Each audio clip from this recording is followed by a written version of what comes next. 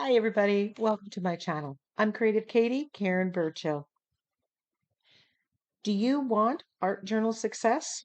Looking for some tips and tricks? Well, you can have it. Just do this. Use gel prints to start off your story. Flip through your files. Flip through those collage papers. Pick out 2 or 3. Don't overthink it. Don't put too many in front of yourself. Limit your choices. Grab a printable. Online coloring pages work great. Grab another collage sheet, like my colored coffee filter there, that contrasts and go with the background.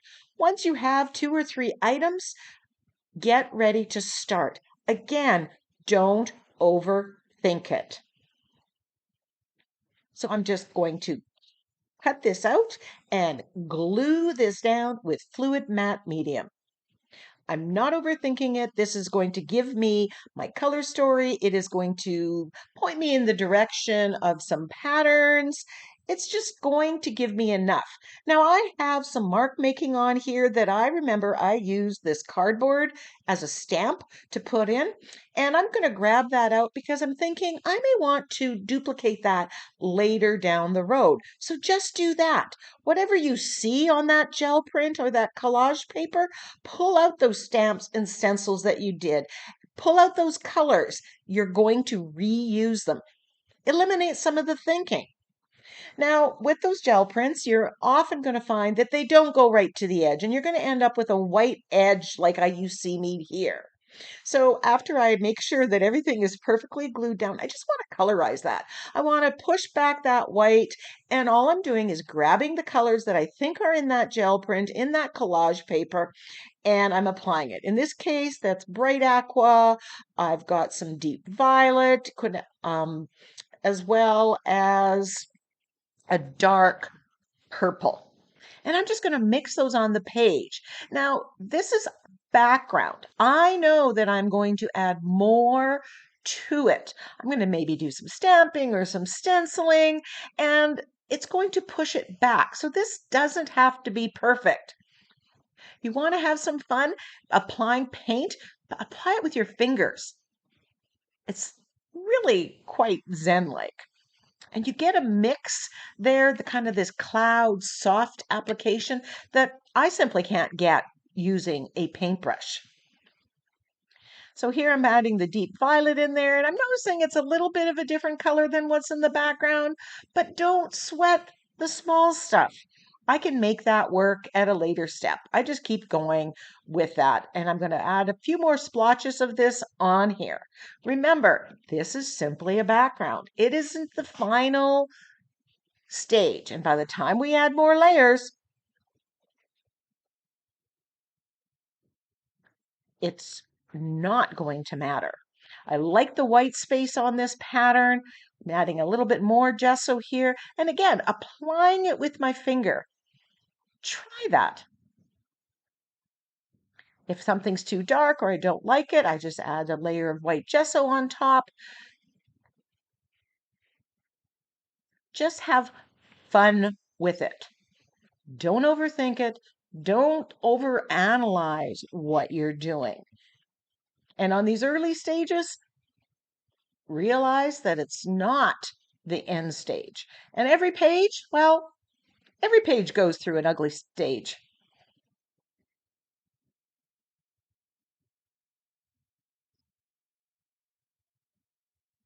So I'm trying to adjust the color there because I'm not happy with it. So I'm adding some, I believe it's Prussian blue or maybe it's dioxazine purple. Not happy with that. So I'm wiping it off.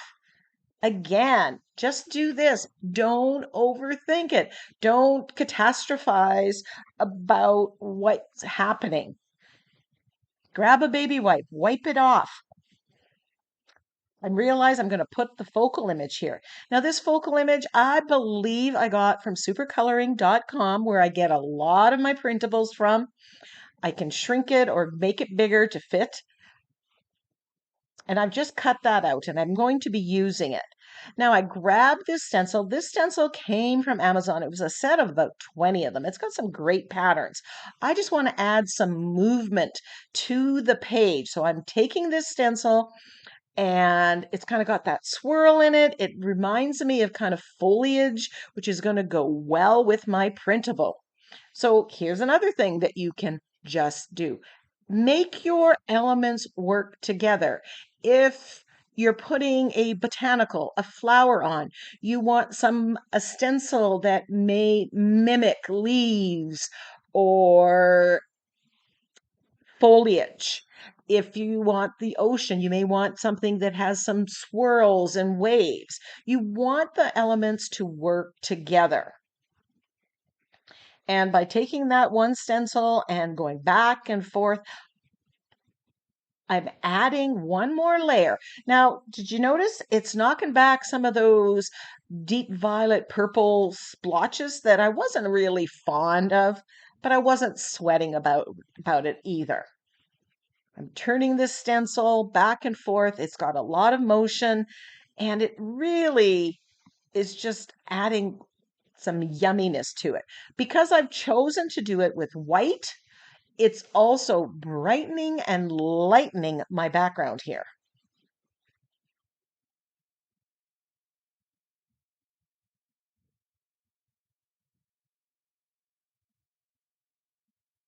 So there's that cardboard that I kind of pulled out because I really like the marks. But you've noticed those dark blue marks that I had there, they got pushed back and I want to bring them back to the front. So now I'm going to put them on the top layer. So now we have some that are further back and kind of hidden and some that are going to be more forward and more present on the page.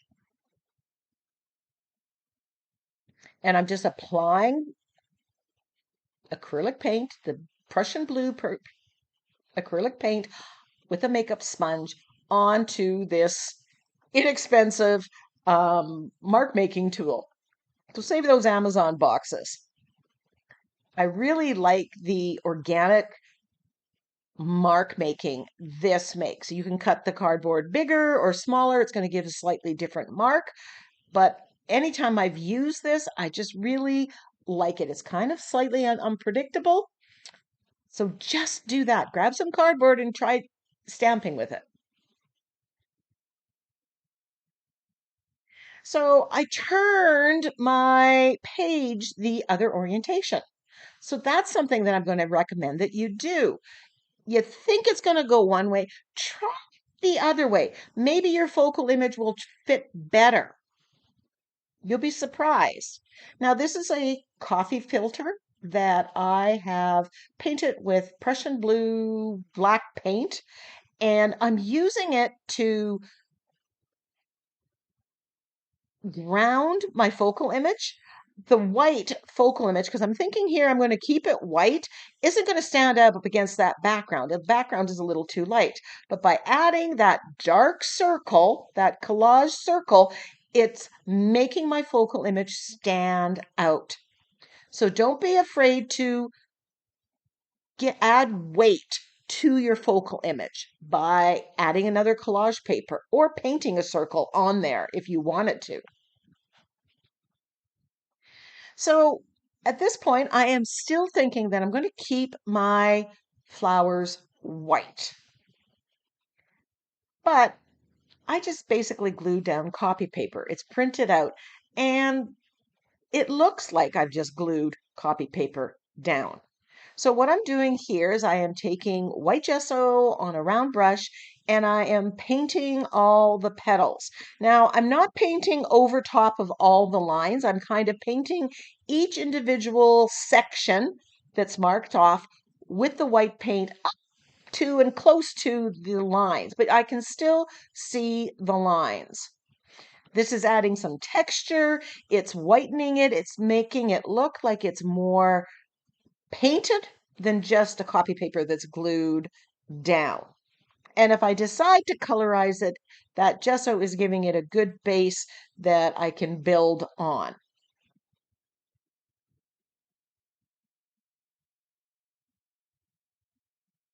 I've recently started experimenting with torn paper collage, and I think this focal image you're going to see me using again, doing torn paper collage. But for this purpose, because my background is so intricate and there's so much going on, I thought that the torn paper collage would get lost here. So I opted to go another way. So don't be afraid to change where you think something's going. So here I'm taking the deep violet, which is the purple, and the bright aqua, and I'm mixing it on my angle brush and I'm shading with it. Now, interestingly enough, what I'm getting is a blue color, blue purple color that matches the background perfectly, is giving a little bit color to my focal image. And this is kind of an accident. I tried putting just the purple and I didn't like it. I tried putting just the aqua and didn't like it. Had a little bit on the brush at the same time and I noticed, oh, that works. Some places, again, because I'm just kind of dipping it in the aqua paint and dipping it in the deep violet, when I put it on, some is more aqua, some is more purple, some makes a nice that getting that blue blend. But I really like the effect. So now I can do that on purpose in future projects. So when you discover something you like, just do this. Remember it. Do it again on purpose. Every time you do a page, you're going to learn something. And you're going to evolve as an artist. And you can take everything that you learned today and apply it to tomorrow or the next time. And you'll be better equipped to solve the problems as you come up with them in art journaling.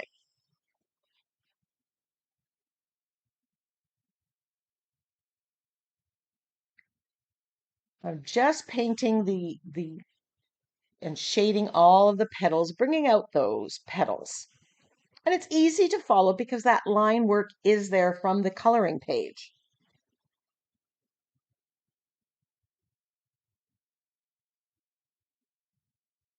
Right now, I'm loving that background, the movement that's in it, all those details. I'm loving how this shading worked out, even though it was a happy accident. I'm going to take full credit for it.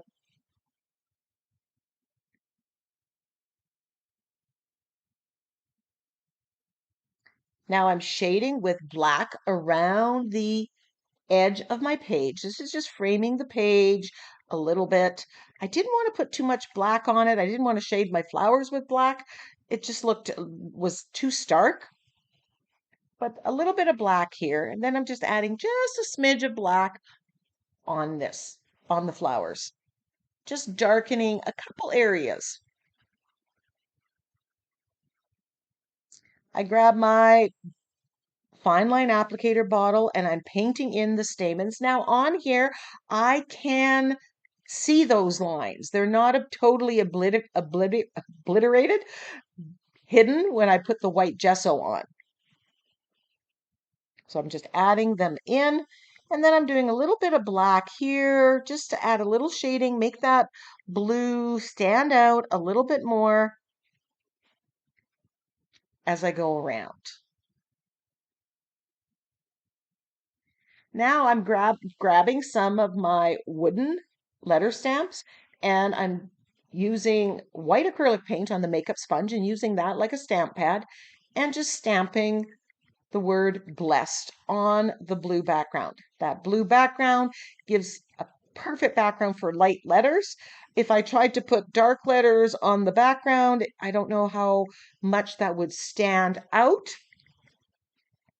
but I like stamping white letters on. So this page is very soft. This is a winning color combination, purple with bright aqua with Prussian blue, and then the white. And there we have the finished one. Love all the layers in the background. Love that we jump-started our page using a gel print that I already had and just working with that. So I hope this was helpful. I hope you do it. I hope you give some of the things in here a try and that you find success. Until next time, go get creative.